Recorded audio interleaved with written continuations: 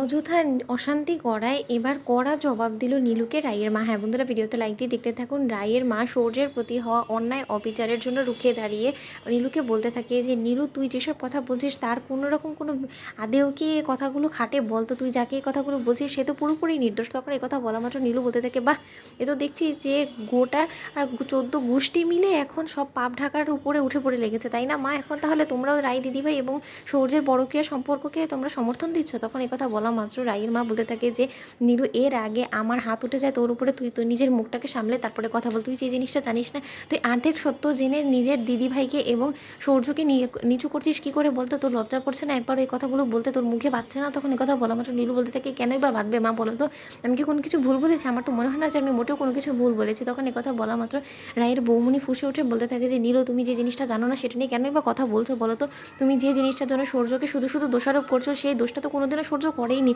আর ছি ছি, এসব কথা ভাবতেও আমাদেরকে ঘেন্না হয়। তখন এই কথা বলা মাত্র নীলু বলতে থাকে যে মা, না বৌমনি, তোমরা যেসব কথা ভাবতে পারো না সেসব কুকীর্তি আসলে তোমার মেয়ে প্রায় সময় করে বেড়ায়। সেটা হয়তো বা তোমাদের এখনও পর্যন্ত আইডিয়া নেই, তাই তোমাদের ভাবতে লজ্জা করছে। কিন্তু আমার সব থেকে ভেবে অবাক লাগছে যে তোমরা কি করে এরকম একটা জঘন্য কাজে নিজেদেরকে জড়িয়ে ফেললে। তখন এই কথা বলা মাত্র রায়ের বৌমনি বলতে থাকে যে কোনটাকে জঘন্য বলছো বলো তো নীলু?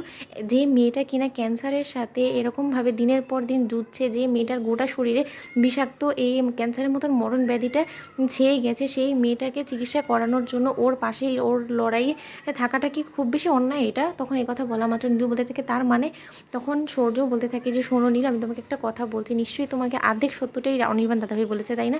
হ্যাঁ, আমি মানছি যে রায়ের একটা প্রেগনেন্সি টেস্ট করানো হয়েছিল আর সেখানে ওর রিপোর্টটা বারবারই পজিটিভ এসেছে, কিন্তু তা সত্ত্বেও ও প্রেগনেন্ট না এটা আমি দাবি করে বলতে পারি, কারণ ওর একটা ওভারিতে সিস্ট হয়েছিল আর সেটাই ওর শরীরে থাকতে থাকতে ক্যান্সারের রূপ ধারণ করেছে, আর যেটা অনেক দেরিতে ধরা পড়ে, আর যার ফলে কাউকে কোনো কিছু না জানিয়ে শ্রুত এবং বৌমনি ওকে হসপিটালে নিয়ে এসে ওর সার্জারি করানোর সিদ্ধান্ত নেয়। আর ঠিক সেই সময় আমি রায়ের মায়ের কাছ থেকে এই খবরটা শোনা মাত্রই আমি এখানে আছি, এছাড়া আর কোনো কিছুই না। তুমি যেটা ভাবছো সেটাও সম্পূর্ণ ভুল।